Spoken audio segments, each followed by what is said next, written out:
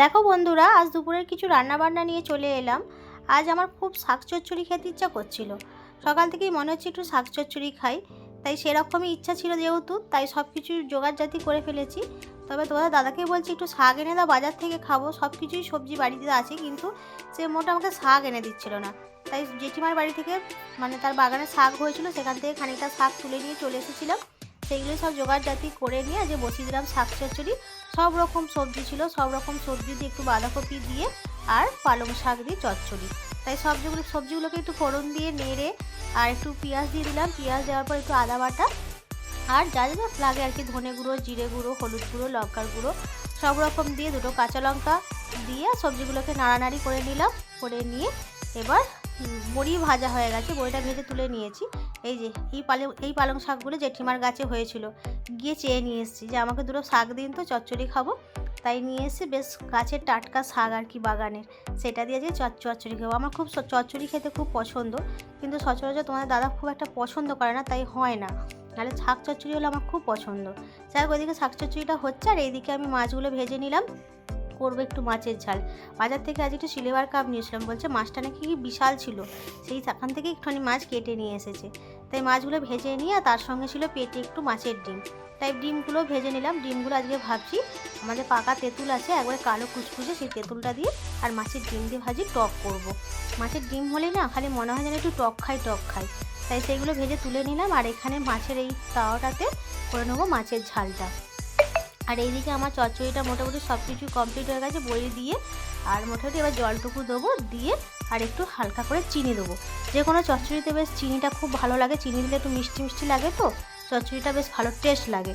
তাই মিষ্টিটুকু দিয়ে নেবো, নিয়ে এবার চাপা দিয়ে দেবো। এটা ওইদিকে হোক, আস্তে আস্তে সেদ্ধ হতে থাক। আর এদিকে আমার মাছের ঝালটাও কমপ্লিট করে নেবো। মাছের ঝালে আজকে দিলাম একটু পেঁয়াজ কলি দিয়ে মাছের ঝাল বেশ ভালো লাগে। আর তার সঙ্গে দিয়েছি টমেটো, আদা বাটা, রসুন বাটা। ভেবেছিলাম একটু মানে সর্ষে বাটা করে দেবো, কিন্তু সময়ের মধ্যে আর হয়নি বলে সর্ষে বাটাও হয়নি। তাই আদা রসুন পেঁয়াজ দিয়ে আর পেঁয়াজ কলি টমেটো দিয়ে আর ধনে পাতা কাঁচা লঙ্কা দিয়ে মাছের ঝাল করব। এটাও খেতে বেশ লাগে, একটু মাখা মাখা করবো, বেশি ঝোল করব না। আর তার সঙ্গে যা যা গুঁড়ো মশলা লাগে, হলুদ গুঁড়ো, লঙ্কার গুঁড়ো, জিরে গুঁড়ো, হলুদ গুঁড়ো, ধনে গুঁড়ো, এগুলো সব কিছুই দিয়ে দেবো। দিয়ে মাছের ঝালটা করে নেবো। তাই আজকে অনেকটা দেরি হয়ে গেছে রান্না বান্না করতে। কী হতো, সন্ধে মানে শীতের সময় সকালবেলা রোদের দিকে চলে গেলে না, আর এদিকে রান্না বান্না করতেও দেরি হয়ে যায়। আর খালি রোদের দিকে চলে গেলেই মনে হয় একটু বসে পড়ি রোদের মধ্যে। তাই এদিকে সব কাজকর্ম সেরে পুজো করে আস্তে আস্তে অনেকটা বেলা হয়ে যায়, রান্না করতেও দেরি হয়ে যায়। তাই একটা মতো বাজে, তাই কমপ্লিট কখন করব জানি না। যাই হোক, মশলাগুলো নাড়া হয়ে গেল, এবার ধনেপাতা দিয়ে দিলাম। তার মধ্যে এবার মাছগুলো তুলে দেবো।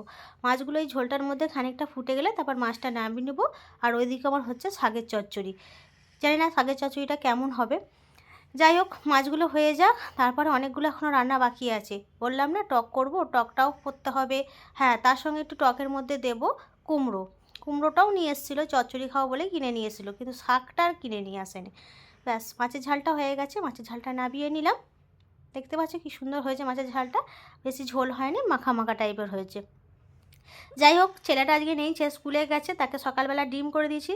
তাই তারা আমার দুপুরবেলার কোনো জ্বালা নেই ডিম করা, সকালবেলা সে ডিম খেয়ে চলে গেছে। তাই আমাদের দুজনেরই মাছের ঝালটা হয়েছে। এখানে আমার শাক চচ্চড়িটা মোটামুটি কমপ্লিট হয়ে গেছে, এইটাকেও নামিয়ে নেবো। এবার করে নেবো টকটা। এই যে কালো তেঁতুল দেখতে পাচ্ছ, কালো কুচকুচ করছে, আর তার সঙ্গেই মাছের ডিমটা। এখানে একটু পাঁচফোড়ন দিয়েছি তেলের মধ্যে, তার সঙ্গে এবার কুমড়োটা একটু ভালো করে নেড়ে নেবো। কুমড়োটা যেহেতু কাঁচা, একটু তেলে ভেজে নিলে বেশ ভালো লাগে আর কি, কুমড়ো তাড়াতাড়ি সেদ্ধও হয়ে যায়। এই যে কুমড়োটাকে নেড়ে নিলাম, নেড়ে নিয়ে এর মধ্যে এবার টকের এই যে গ্রেভিটা বের করে দিয়েছি জলটা, সেইটা এর মধ্যে ঢেলে দেবো। দিয়ে এবার কুমড়োটা সেদ্ধ হোক, তারপর মাছের ডিমটা তুলে দেবো। ব্যাস, আমার রান্নাবান্না মোটামুটি কমপ্লিট। আর এখানে হচ্ছে একটুখানি কলা ভাজা পড়েছিল ফ্রিজে, তাই কেটে দিয়েছে। কলা ভাজা হবে, আর এখানে ধনে পাতার চাট হবে। ব্যাস, এইটুকুই আজকে রান্নাবান্না। চলো টাটা, রাখলাম, তারপর করবো খাওয়া দাওয়া।